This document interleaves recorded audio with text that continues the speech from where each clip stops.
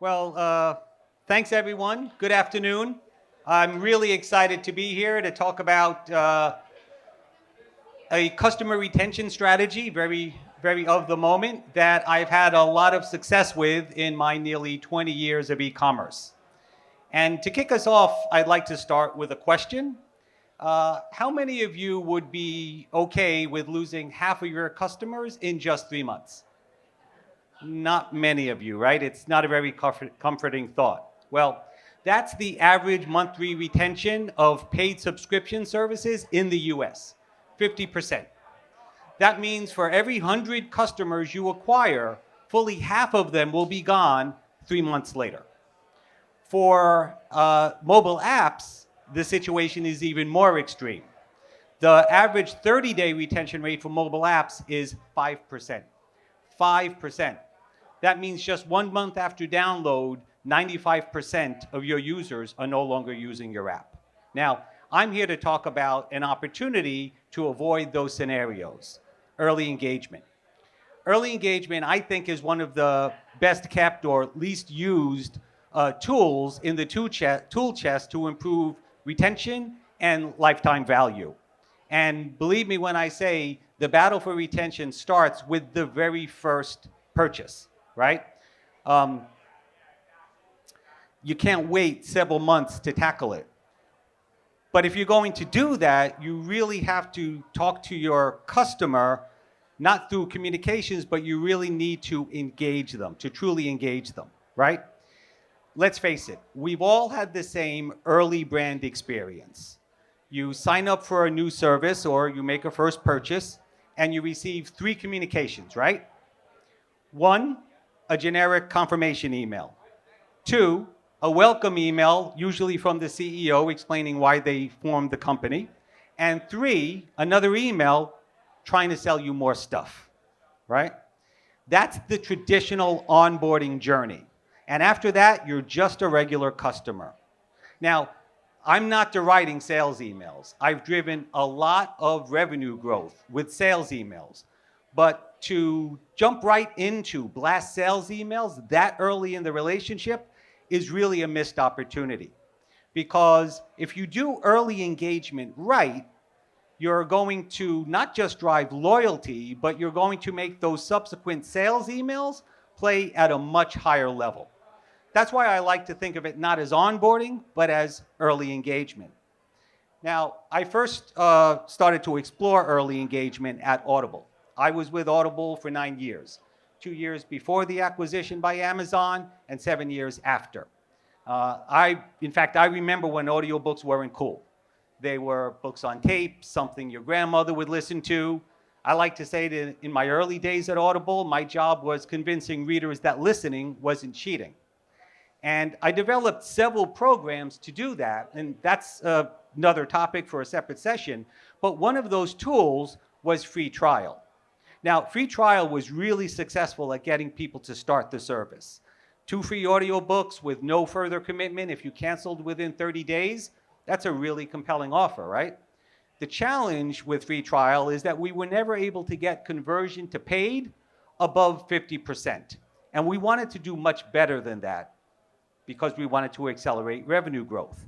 So I did a deep dive on the customer experience, and I found that there were way too many options. We were asking customers to simultaneously find an audiobook and download the app purely because communications were coming from different departments and they were conflicting. So to fix this, I worked with my lead analyst and we broke down the data around the actions that customers were taking in the first 30 days of membership. I was looking for the 3 to 4 actions that most correlated to conversion from trial to paid.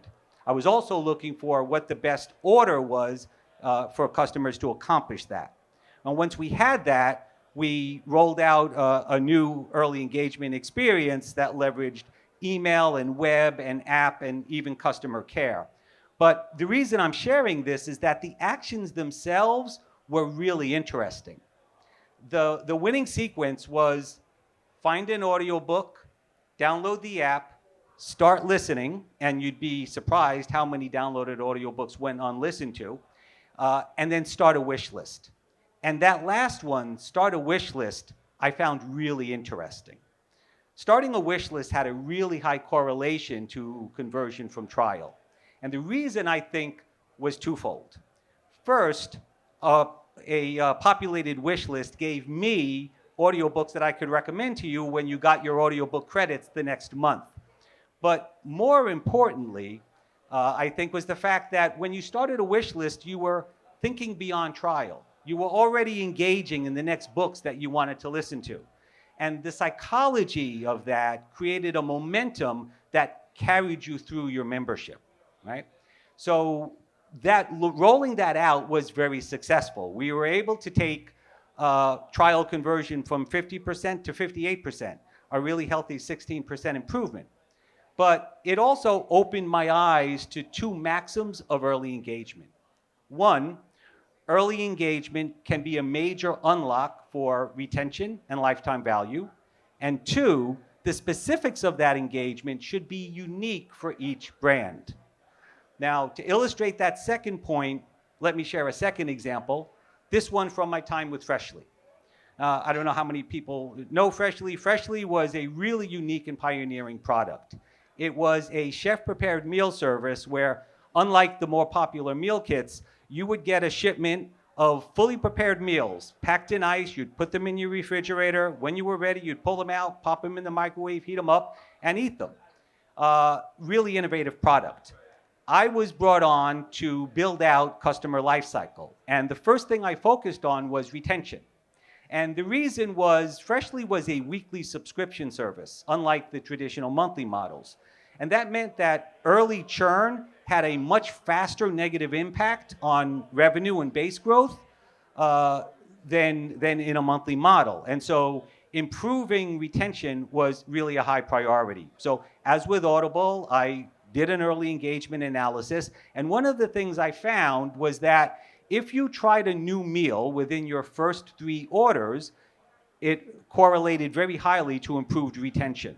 And this was true even if you liked your initial meals. And the reason, I think, was trying new meals early underscored variety. And perceived lack of variety was the number 2 reason for cancellation. The number 1, of course, was price, but number 1 is always price. So I determined that we needed a recommendation solution to get the right meal in front of the right person. And just to give you a little more background on the story, because you guys will all appreciate this, the company had really never been able to get a recommendation tool off the ground because the data team felt it was too big a lift. Now, I know the data team had a lot of priorities, but I also needed a recommendation solution. So I did a bake-off. I found a third-party solution with an out-of-the-box recommendation tool that I could quickly implement, and I challenged the internal data team to outperform that third-party tool in a 4-week trial. To their credit, the data team really rose to the occasion, and within 2 months, we had a meal recommender that we could test out in early engagement. What we found with the test was that the internal solution drove a 66% increase in meal sampling. By the way, that was twice what the third-party solution did. And more importantly, it improved retention, ultimately resulting in a 4.2% increase in lifetime value. So that's a second example, right, where 2 things are true.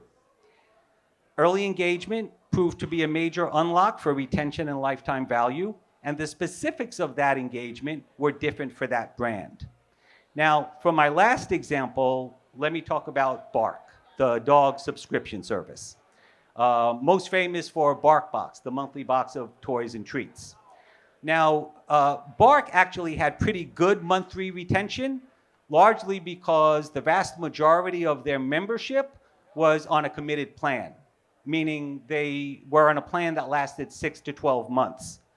But there was an early indicator of eventual churn, which was folks turning off auto-renew. These were subscribers who were literally telling us that they did not intend to renew after their initial commitment. And that was a metric that we could act on. So I did a couple of things to affect that I want to share with you. The first was that, well, I overhauled early engagement, and 2 elements come out of that. The first is that what I found, again, looking at the data, was that folks who participated in an upsell and cross-sell early on were much less likely to turn off auto-renew. Meaning, if they deepened their engagement with the brand early by either getting an extra toy for their next box or adding on a monthly subscription of dental shoes or food toppers, they were much less likely to plan on canceling their membership. Now, it's important to note, we weren't targeting as a metric incremental revenue. We were looking to decrease intent to cancel. But the combined win of a retention improvement and increased revenue per member became a win-win. So we baked that into early engagement, and it proved very, very successful. Essentially, we moved upsell and cross-sell much further in the funnel to quickly deepen the engagement with the brand. Now, the second thing that I wanted to mention on Freshly is that we leaned much more heavily into BARK's unique voice. One of the perspectives that I've developed, or understandings that I've developed as I've worked with early engagement over the years, is that it's a tremendous opportunity to establish your brand's particular voice and to use that to create a real unique dialogue with the customer. So for BARK specifically, this meant using a tone that was fun, irreverent, and dog-centric to a fault. I don't know how many members of BARK members we have here, but they have a real voice. And to give you an example of this, the shipment confirmation email wasn't really about the shipment details. It was about getting you excited about your dog's first delivery. The shipment details were there, of course, but the customers already knew those. So instead, we structured the email around a fun, BARK-centric illustration of a dog waiting at a window with the headline reading, start looking out the window, Winston. That's my dog's name, so I'll use that example. Start looking out the window, Winston. Your BARK box is on the way. Now, it was a subtle difference, but every piece of communications in the series had that same tone. And cumulatively, it created a bond between BARK and its large base of dog-loving dog parents who sort of knew that BARK got it and BARK walked the walk, right? Now, I'm not going to talk about stats with BARK because it's the most recent example, and BARK is a publicly traded company, but those efforts absolutely reduced people turning off auto-renew and had that impact on retention. So those are 3 examples of 3 very different brands with different products, different business models, different target audiences, and yet 2 things remain true. Early engagement was a major unlock for retention and the specific and lifetime value, and the specific actions we asked people to take were unique for every brand. Now, I don't know how long I've been talking. I think my time's almost up. But if I can leave you with any advice, it's this. The battle for retention starts with that very first purchase. And the key to winning that battle and ultimately the hearts and minds of your customers is to really understand your specific customer experience and what you can leverage from that. You can do that with usability studies. That's great. But you can get a lot of learnings just by walking through the user experience yourself. So if I've at all intrigued you about the power of early engagement, I would say create a new account with your brand, make that first purchase, and take note of the communications you get in the first week, first couple of months. I'd be surprised if you don't start having ideas for what's missing in your early engagement and how you can bake that into a new and improved early engagement to really showcase what's unique about your brand. I hope that was helpful.